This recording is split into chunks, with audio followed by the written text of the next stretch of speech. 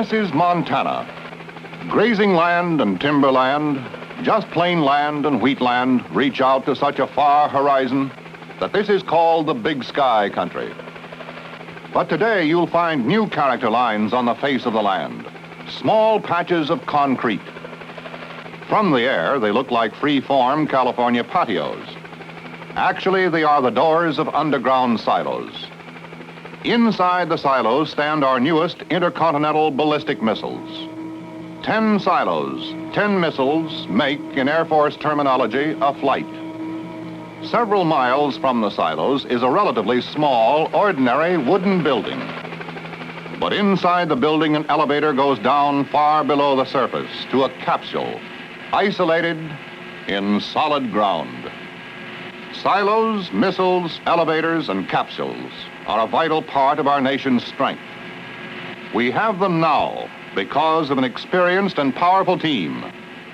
This is the story of that team.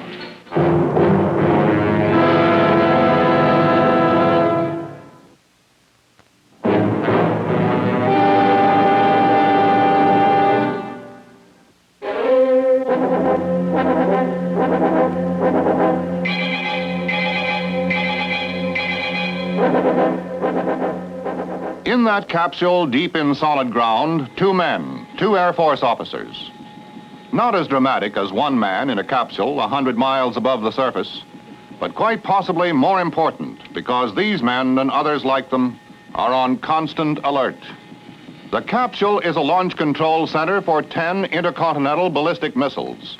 1 launch control for 10 missiles, which are miles away in those underground silos, hardened against nuclear attack. Their name is Minuteman. The first 10 missile Minuteman flights are operational now, ready, on guard. This general area near Great Falls, Montana, will soon have 15 flights, a wing, 150 Minuteman missiles, with a reaction time of less than a minute for launch.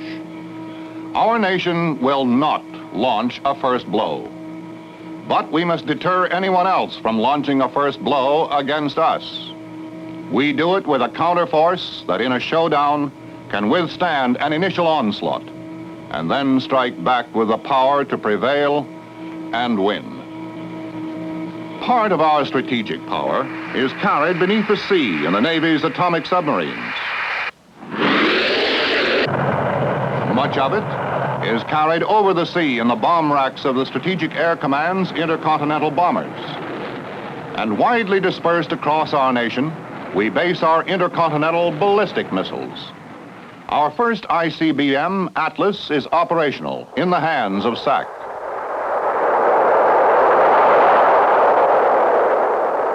Titan I squadrons have been delivered to SAC and are operational. Titan II, our most powerful missile, is approaching operational status.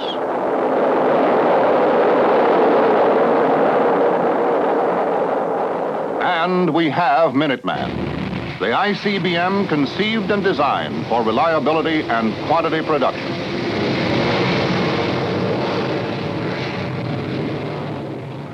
Behind the scenes, holding down the cost factor to realistic limits is perhaps the greatest success of all. And right now, I am behind the scenes at Headquarters, Air Force Systems Command, in the office of the Commander, General Bernard Schriever. General Schriever, how did the Air Force achieve the overall cost effectiveness of the Minuteman weapon system? Well, that is a broad question. And in a broad sense, it is a result of our experience in the development of our liquid fuel Thor, Atlas, and Titan missiles, plus a bold approach to all the technological problems involved. When active development of ICBMs began in 1954, our efforts were concentrated on liquid fuel rockets, weren't they? Yes, time was the main factor. Considerable progress had already been made in liquid fuel engine development. And in the interest of national security, we needed to produce operational ICBMs as rapidly as possible. So liquid fuel rockets were selected for our first ICBMs.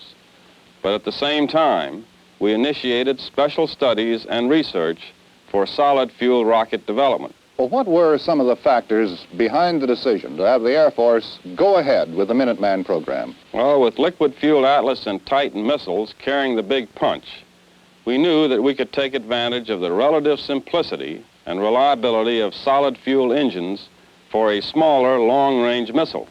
If we could develop electronic equipment reliable enough, an inertial guidance system that could be kept in ready condition long enough, and solid-fuel rockets large enough, we could achieve a degree of automation which would reduce manpower by 85% and mean great savings in operating costs.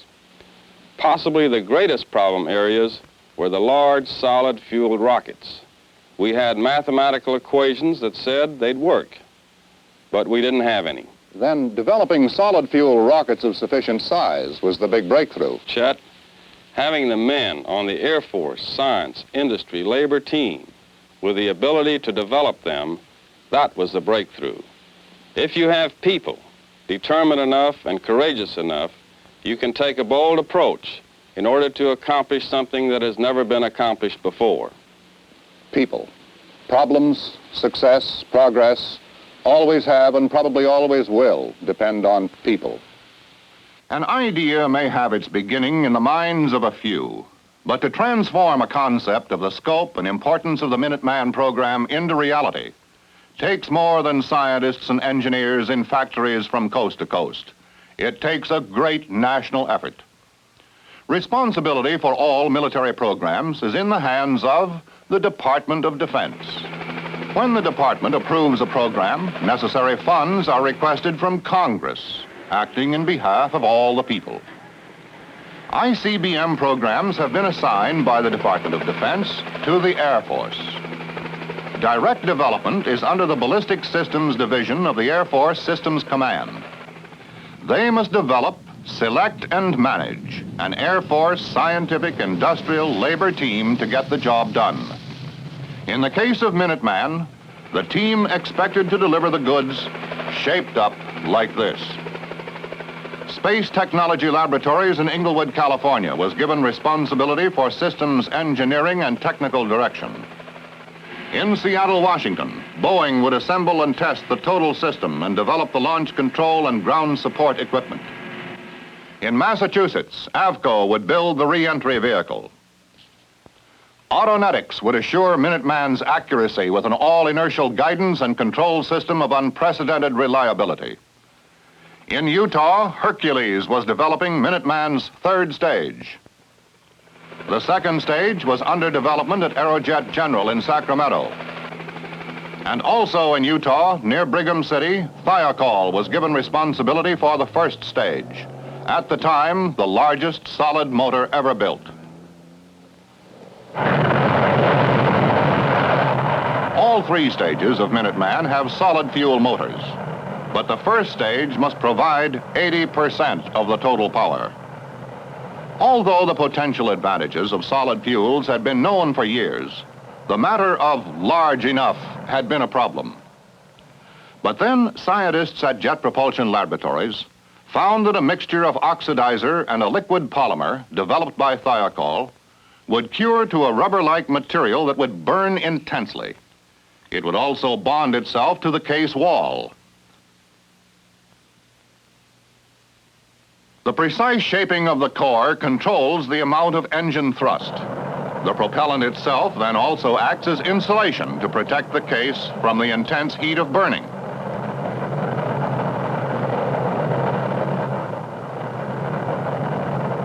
With engine casings large enough, light enough, and strong enough, nozzles had to be developed that would resist the extreme heat of Thiokol's high-energy propellant and the erosion of the exhaust.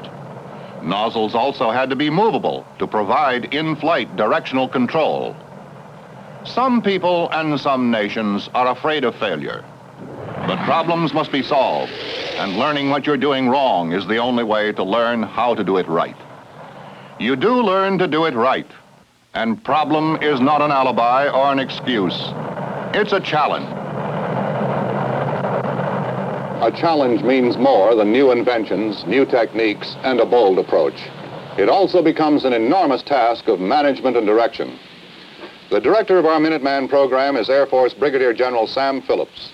General Phillips, just where does a job like yours start and end?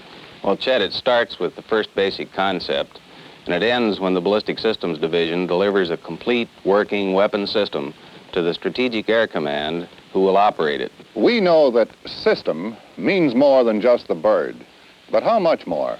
In part, it means developing facilities where the missile can be built and tested. It means selecting the bases, buying necessary ground. It means designing and building silos and launch control centers, complete with all the electronic equipment that keeps a constant check on the go condition of the missile. It includes several thousand miles of communications lines. Access roads must be built and existing roads improved where necessary for the rolling equipment that transports the missile and is also used to position it in the silo. That, Chet, is a partial list of what makes up a system. But the main thing is that the solid fuel Minuteman lends itself to automation, which means fewer men to operate the system and easier and better training. It all adds up to reliability and cost effectiveness. It puts our country on the solid ground of being able to have superiority in numbers and achieve what we call forced buildup with maximum speed. Well, that phrase, maximum speed, General. Now, I have a note that in May 1959, the Department of Defense requested delivery of the Minuteman weapon system 1 full year earlier than originally scheduled. Now, how did that speed up affect your program? The Department of Defense had confidence in us. We had confidence in the Minuteman system. We accelerated operations, and we kept working. That phrase, kept working, is perhaps one of the great understatements of all time. From May 1959 to autumn 1962 is about 1,200 days. A 1,200-day countdown to deliver to SAC a missile that can be launched in less than a minute. And on September 15, 1959, at Edwards Air Force Base, Minuteman is ready to prove for the first time in history the feasibility of launching an ICBM from a silo. This is only a sample bird. The second and third stages are dummies. The first stage only partially loaded with propellant.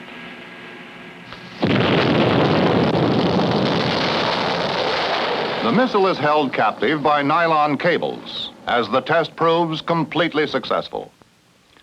18 similar tests are scheduled, but an unbroken series of successes permits the Air Force to cancel the last 10 launches. That saves millions of dollars. And it saves time, even more precious than money. Of the 1,200-day countdown, 365 days are past. A few more than 800 remain. And you keep working.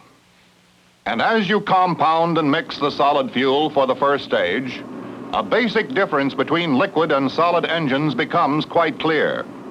Liquid-type engines must be fueled at the places where they're launched.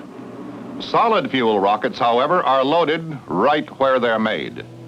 They are delivered to the launching sites in a ready-now condition that simplifies operational requirements and makes possible Minuteman's almost instantaneous reaction. And on February 1st, 1961, Minuteman stood ready at Cape Canaveral for its first actual flight test. For the first time in our history, the first launch of an intercontinental ballistic missile would be achieved with a complete missile. All 3 engine stages, guidance, and re-entry vehicle separation.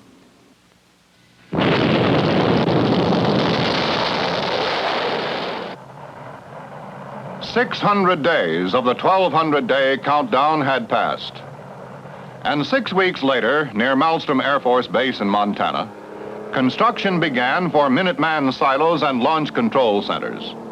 The Air Force calls it site activation, and it represents one of the greatest across-the-board team efforts ever undertaken. The Bureau of Roads widened the existing roads where necessary, 700 miles or so of them.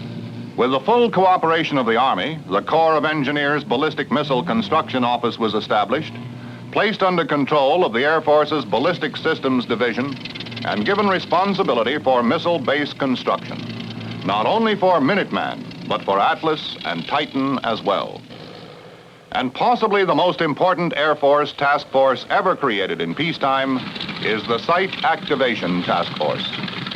Every site is under the command of experienced officers, tough people for a tough job. Here at Maelstrom, it is Brigadier General Harry Goldsworthy.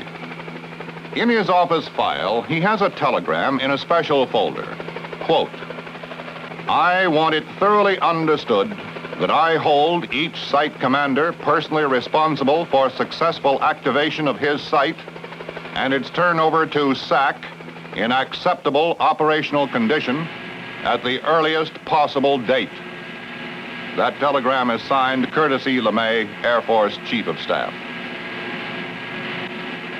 If action was expected, and it was, the Ballistic Systems Division backed up its Site Activation Task Force commanders with a troubleshooting command post. Problems at any site start a chain reaction that doesn't end until those bogies and bandits are liquidated to the satisfaction of the commanding general, who is responsible for on-time completion of all ICBM systems. At the same time, every commander at every site is kept posted and given the final solutions. Then, in case similar items pop up at any base, the road is already cleared. Sometimes there is a roadblock.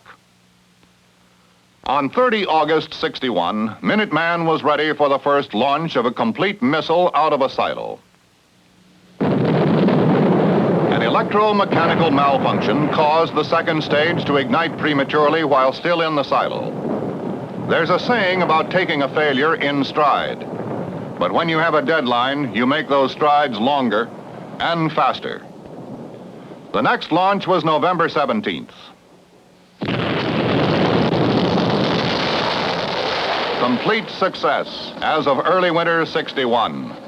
But of the 1,200 days, only 315 left.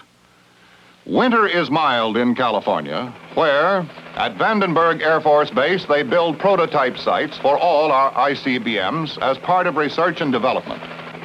These are also practical training facilities for Strategic Air Command operational crews. SAC provides the men, Air Force Systems Command builds the facilities. The Air Training Command does the preliminary training at Chanute in Illinois and at Lowry in Colorado. Here at Vandenberg, men and the system get to know each other. Because Minuteman requires so relatively few men, training is not only easier, but also an important part of the system's overall economy. A modern weapons system requires men with the skill and intelligence to take responsibility. SAC personnel are used to responsibility. With their mixed aerospace force of aircraft and ICBMs, they control over 80% of the total nuclear firepower in the free world. There is one question about all so-called push-button systems that is asked over and over again. What if the button is pushed by accident? That question can best be answered by SAC's Commander-in-Chief, General Thomas S. Power. We have taken every possible precaution to prevent the accidental firing of our missiles. It takes 4 men in at least 2 different locations and overlapping action by each of them before a missile can be launched. But even with these precautions, Minuteman has an extremely rapid reaction capability which greatly enhances its survivability. Survivability is all important because a potential aggressor is deterred only by those strike forces he has reason to believe will survive a surprise attack. That is why we maintain a large part of our manned bomber and tanker forces on continuous alert, ready to be launched within the brief warning time we can expect from the ballistic missile early warning system. But missiles may have to ride out the initial attack of an aggressor because they cannot be recalled in case of spurious warning. That is the reason why those Minuteman silos are hardened and dispersed over wide areas so that even a direct hit by an enemy missile cannot destroy more than one of them. Hardening and dispersal means survivability, even though it multiplies the problems of construction and operation. And with only 40 days remaining of that 1,200-day countdown, things shaped up like this. Air Force Plant 78, operated by Thiokol, was ready for production of first-stage engines. Automated production is as advanced as the Minuteman concept. More than that, it represents the ability to produce in numbers, and if required, in variety. And problems of the past are past. But the benefits in the present grow, because it is indicated that solid motors can be expanded in size not only to 120 inches in diameter, but also to 160, 260 inches, more than 20 feet, and larger. And just as Air Force liquid engines power our first reach into space, the big solids will assume their share of the burden. Minuteman solid fuel engines have been stored in bunkers at Hill Air Force Base near Ogden, Utah, to determine any change of characteristics with age. Reports to date, excellent, no significant change. Also at Hill in Air Force Plant 77, total missiles, except for the re-entry vehicle, are assembled and checked out by Boeing personnel. Missiles will also be returned to this base for maintenance by Air Force personnel. But no silos will be left empty. A missile removed for maintenance is replaced by one that has already been given an okay. The schedules have been met, and missiles can be shipped by truck, rail, or air from the logistics support base at Hill to Malmstrom Air Force Base, where they're loaded onto transporter erector vehicles and delivered to their silos. Today, that 1,200-day countdown is over.